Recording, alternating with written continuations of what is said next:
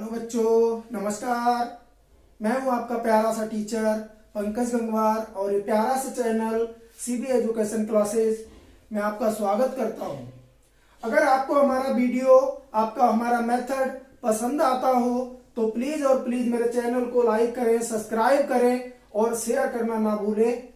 इसका मैं बहुत बहुत आभारी हूं, क्योंकि ये चीजें हम लोगों के लिए टॉनिक का काम करती हैं ताकि हम आप लोगों को और बेहतर पढ़ा सके। तो ये जरूरी होता है, प्लीज और प्लीज इसमें थोड़ी हेल्प कीजिए हमारी। और बाकी मैं आप लोगों को पढ़ा रहा हूं। आज का हमारा बहुत बढ़िया टॉपिक है essentials of chemistry for study. Chemistry पढ़ने के लिए क्या क्या जरूरी होता है, इस पे एक वीडियो हम थोड़ा पीछे दे चुके हैं आप लोगों के लिए। उसमें हमने आपको बताया था कि हमें कुछ चीजों की जानकारी होना चाहिए। जैसे मान लीजिए कि सबसे पहले हमें ये जानकारी होना चाहिए कि एटम्स क्या हैं, सिंबल्स क्या हैं, फार्मूले क्या हैं। ये सारी चीजें जानने के लिए हमें कुछ चीजों को पढ़ना पड़ता है। बहुत सारी जो भी केमिकल रिएक्शन है उनको पढ़ने के लिए छोटी छोटी चीजें हमें जानना जरूरी होता है। तो इसमें आज हम आप लोगों के लिए लेकर आए हैं इलेक्ट्रॉनिक कॉन्फ़िगरेशन, यानी कि इलेक्ट्रॉनिक विन्यास, और दूसरी वैलेंसी। देखिए, इलेक्ट्रॉनिक विन्यास को करने के लिए सबसे पहले हमें जानकारी होना चाहिए कि परमाणु क्रमांक क्या होता है। प्रत्येक तत्व का एक अपना परमाणु क्रमांक होता है और परमाणु क्रमांक हमें बताता है कि उस तत्व में कितने इलेक्ट्रॉन, या उस तत्व के एक परमाणु में कितने इलेक्ट्रॉन होते हैं। परमाणु क्रमांक जो है, वैसे तो परमाणु के नाभिक में स्थित धनावेशों की संख्या अर्थात प्रोटॉनों की संख्या के बराबर होता है। किसी भी उदासीन परमाणु में परमाणु क्रमांक क्या लिखा हुआ है, आप देख सकते हैं कि परमाणु क्रमांक को हम जेड से प्रदर्शित करते हैं और परमाणु क्रमांक जो होता है वो प्रोटॉनों की संख्या के बराबर होता है। और एक उदासीन परमाणु में प्रोटॉनों की संख्या और इलेक्ट्रॉनों की संख्या बराबर होती है। लेकिन आयनों में देखने को मिलता है कि इलेक्ट्रॉनों की संख्या कम या ज्यादा भी हो जाती है। इसीलिए हम परमाणु क्रमांक को जो है इलेक्ट्रॉनों के बराबर ना लिख करके प्रोटॉनों के बराबर ही उसको हम डिफाइन करते हैं या लिखते हैं। परमाणु के अंदर प्रोटॉनों और इलेक्ट्रॉनों और न्यूट्रॉनों, इन तीनों के वितरण की एक व्यवस्था है। परमाणु के केंद्र में एक धनावेशित भाग होता है जिसे नाभिक कहा जाता है। नाभिक में न्यूट्रॉन और प्रोटॉन उपस्थित होते हैं, इसीलिए न्यूट्रॉन और प्रोटॉन को नाभिकीय कण या न्यूक्लियन भी कहा जाता है। और परमाणु के नाभिक के बाहर बहुत सारी कक्षाएं होती हैं या बहुत सारे कोश या ऊर्जा स्तर होते हैं जिनमें इलेक्ट्रॉनों का वितरण रहता है, यानी इलेक्ट्रॉन जो है उनमें वितरित रहते हैं, फैले रहते हैं। लेकिन इलेक्ट्रॉनों का जो वितरण होता है वो नियमानुसार होता है और इलेक्ट्रॉनों के इसी वितरण को इलेक्ट्रॉनिक विन्यास कहा जाता है। वैसे परमाणु की जो कक्षाएं होती हैं उनको अंग्रेजी के अक्षर K, L, M, N, O, P and so on onward ये चलता रहता है। लास्ट तक जैसे भी इलेक्ट्रॉन मौजूद होते हैं उस हिसाब से ये कक्षाएं हम आगे डिनोट कर सकते हैं, उतनी कक्षाएं फैली रहती हैं। और ये नीचे जो n नंबर दिया हुआ है, वैसे तो इसे मुख्य क्वांटम संख्या कहा जाता है, लेकिन अभी आपका फिलहाल इससे कोई मतलब नहीं है। इसे हम कोष का क्रमांक यहाँ पर कह सकते हैं। तो जैसे हमारे पास k कोष है तो k कोष पहला कोष है, ये प्रथम कोष है, l द्वितीय कोष है, इसके लिए 2 नंबर दिया गया है। m जो है वो तीसरे नंबर का कोष है, n चौथे नंबर का कोष है और o 5वें नंबर का कोष है। इलेक्ट्रॉनों के वितरण के लिए एक वैज्ञानिक थे बोरवरी, जिन्होंने परमाणु की विभिन्न कक्षाओं में इलेक्ट्रॉनों के वितरण संबंधी कुछ नियम दिए थे। देखिए, इन्होंने पहला एक नियम यह दिया था कि परमाणु की सभी कक्षाओं में इलेक्ट्रॉनों की अधिकतम संख्या, या किसी भी कोष में इलेक्ट्रॉनों की अधिकतम संख्या 2n² होती है। कितनी होती है? 2n² होती है। और यहां n कौन सा है? यहां n यही कोष का क्रमांक है। अब मान लीजिए अगर हम पहले कोष की बात करें तो यहां पर हम कितना लिख सकते हैं? 2 गुणा n का वर्ग कर देना हमें, तो n का हमने वर्ग कर दिया तो कितना हो जाएगा? 2 गुणा एक का वर्ग एक ही रहता है, इसलिए यहां पर संख्या कितनी हो जाएगी, 2 हो जाएगी। अगर इसके बाद में हम यहां पर एक चौथे नंबर का कोष ले लें, तो चौथे नंबर का अगर हम कोष लेते हैं तो यहां हो जाएगा n की जगह पर 4, और 4 का अगर हम वर्ग करेंगे तो कितना हो जाएगा, फिर 4 का वर्ग कितना हो जाएगा, 16 हो जाएगा। और 16 के बाद ये 2 से अगर मल्टीप्लाई इसको करेंगे तो 32 हो जाएंगे। अगर इस क्रम में हम इलेक्ट्रॉनों के वितरण को देखें तो पहले कोष में इलेक्ट्रॉनों की अधिकतम संख्या कितनी होती है, 2 होती है। दूसरे कोष में इलेक्ट्रॉनों की अधिकतम संख्या 8 होती है। तीसरे कोष में इलेक्ट्रॉनों की अधिकतम संख्या 18 होती है। चौथे कोष में इलेक्ट्रॉनों की अधिकतम संख्या 32 होती है।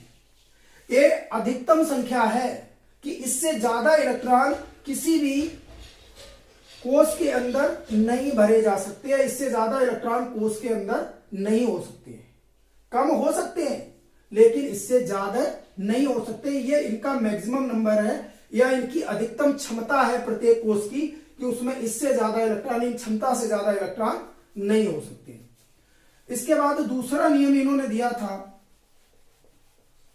कि जब परमाणु के पहले कोष में, अब जैसे इलेक्ट्रॉनों का वितरण करना है, अब वितरण में मान लीजिए हमारे पास इलेक्ट्रॉन आ जाते हैं, यहां पर मान लीजिए कि हमारे पास 20 इलेक्ट्रॉन है। तो जब 20 इलेक्ट्रॉन हमारे पास है, 20 इलेक्ट्रॉनों को हमें वितरित करना है, तो ये बोरबरी का जो दूसरा नियम है वो ये कहता है कि जब पहले कोष में नियमानुसार हम इलेक्ट्रॉन्स को भरते हैं, पहले कोष की कैपेसिटी है तो 2 इलेक्ट्रॉन हमने यहां भर दिए।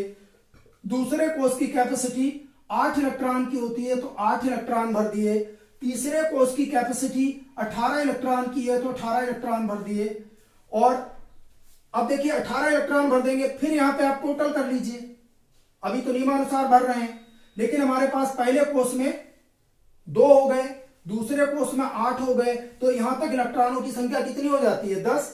अब हमारे पास इलेक्ट्रॉन केवल 10 बचे, तो बोरबरी का जो तीसरा नियम है वो तीसरा नियम जो है उस नियम के अनुसार, चूंकि हमारे पास 18 इलेक्ट्रॉन, तीसरे की कैपेसिटी मैक्सिमम 18 की है लेकिन हमारे पास 18 इलेक्ट्रॉन यहां पर नहीं है, तो इसके लिए नियम ये होता है कि इन्होंने एक नियम ये भी दिया है कि परमाणु के सबसे बाहरी कोष में, जो भी सबसे आउटर मोस्ट सेल हो, उसमें कभी भी 8 से अधिक इलेक्ट्रॉन नहीं हो सकते। जो परमाणु का सबसे बाहरी कोष है उसमें 8 से अधिक इलेक्ट्रॉन नहीं हो सकते। तो जब 8 से अधिक इलेक्ट्रॉन नहीं हो सकते तो हमारे पास 10 इलेक्ट्रॉन बचे हैं, या हम 10 भी नहीं लिख सकते क्योंकि आउटर मोस्ट सेल है तो इसमें हम 10 इलेक्ट्रॉन नहीं लिख सकते। तो हमें क्या करना पड़ेगा कि बाहर वाले कोष में हमें 8 इलेक्ट्रॉन यहां भी लिखना है, क्योंकि यहां पर अंतिम कोष से बन रहा है तो इसमें 8 से ज्यादा इलेक्ट्रॉन हम नहीं कर सकते। लेकिन इसके बाद भी हमारे पास अब 2 इलेक्ट्रॉन बच जाते हैं। जब हमारे पास 2 इलेक्ट्रॉन बच जाते हैं तो शेष बचे हुए इलेक्ट्रॉन्स को हम क्या करेंगे कि चौथे कोष में उनको एडजस्ट करेंगे, उनको हम चौथे कोष में भरेंगे।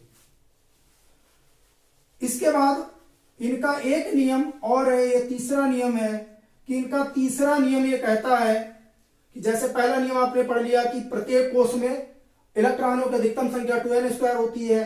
दूसरे कोष में आपने दूसरे नियम में आपने पढ़ा है कि सबसे बाहरी कोष में 8 से अधिक इलेक्ट्रॉन नहीं हो सकते हैं।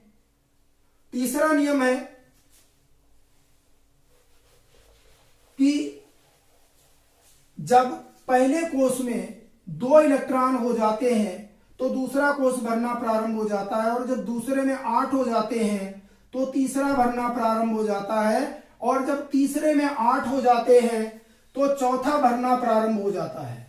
और चौथा भरना प्रारंभ करते हैं तो इस नियम में बताया गया है कि जब चौथे कोष को आप भरना शुरू करते हैं तो चौथे कोष में 2 से अधिक इलेक्ट्रॉन तभी हो सकते हैं जब 2n² रूल के अनुसार तीसरे कोष में 18 इलेक्ट्रॉन पूरे हो जाए। तो अगर चौथे कोष में आप इलेक्ट्रॉन डाल रहे हो तो इससे पहले आपको देखना पड़ेगा कि इससे पीछे वाले सभी कोष पूर्ण हो गए हैं अथवा नहीं हो गए हैं। तो इसमें जब हमने अंतिम कोष में 2 इलेक्ट्रॉन भर दिए, फिर हमने तीसरे कोष को नियमानुसार पूरा किया, तो नियमानुसार जब पूरा करेंगे तो यहां पर 18 इलेक्ट्रॉन हो जाएंगे। और 18 के बाद अब अगर इलेक्ट्रॉन मान लीजिए हम बढ़ाना चाहें तो फिर से वही नियम है कि यहां पर अब हम इलेक्ट्रॉन कितने बढ़ा सकते हैं। हमारे पास यहां 18 कंप्लीट हो गया, इसके बाद यहां पर मान लीजिए कि फिर से हम इलेक्ट्रॉनों को अगर भरना चाहें तो ये अब अंतिम कोष हो गया, चौथा वाला अंतिम कोष हो गया। तो इसमें भी हम इलेक्ट्रॉनों को कितना भरेंगे, हम इलेक्ट्रॉनों को 8 तक ही भरेंगे।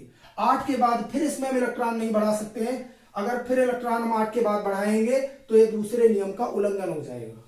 ठीक, तो इसमें हम 8 इलेक्ट्रॉन नहीं बढ़ाते हैं और इसके बाद भी अगर इलेक्ट्रॉन हमारे पास बचते हैं तो इससे आगे वाले में फिर से हम 2 इलेक्ट्रॉन डाल देते हैं और पीछे वाले को फिर 2n² रूल के अनुसार पूरा करते हैं।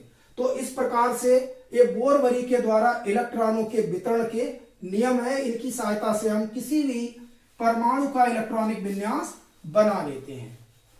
यद्यपि कुछ परिस्थितियों में बोर-वरी नियम के कुछ जगह अपवाद भी देखने को मिले हैं, तो उन अपवादों के लिए आपको बता दिया जाएगा। लेकिन इससे पहले मान लीजिए हम कुछ इलेक्ट्रॉनिक विन्यास देख लें। जैसे मान लीजिए कि हमारे पास एक तत्व है वेनेडियम, VAN, वेनेडियम। अब मान लीजिए इसका एटॉमिक नंबर जो है ना 23 है, वेनेडियम का सिंबल इसका B होता है। 23 का इलेक्ट्रॉनिक विन्यास हमें करना है। तो बोर-वरी नियम के अनुसार 23 इलेक्ट्रॉन है, तो जब 23 इलेक्ट्रॉन है तो पहले कोष में 2 इलेक्ट्रॉन हो जाएंगे, दूसरे कोष में 8 इलेक्ट्रॉन हो जाएंगे।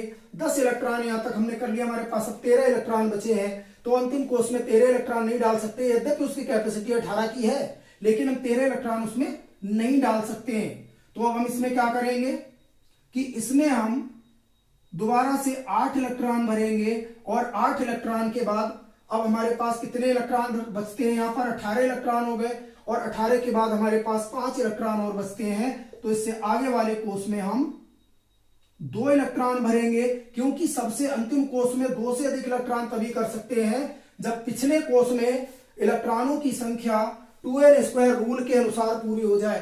तो इसमें हम 2 से ज्यादा इलेक्ट्रॉन नहीं करेंगे और 2 के बाद भी हमारे पास कितने इलेक्ट्रॉन यहां पर बचते हैं, हमारे पास 3 इलेक्ट्रॉन बचते हैं। तो यहां पर हम 11 इलेक्ट्रॉन भर देते हैं। इस तरह से वेनेडियम का इलेक्ट्रॉनिक विन्यास ये हो जाता है।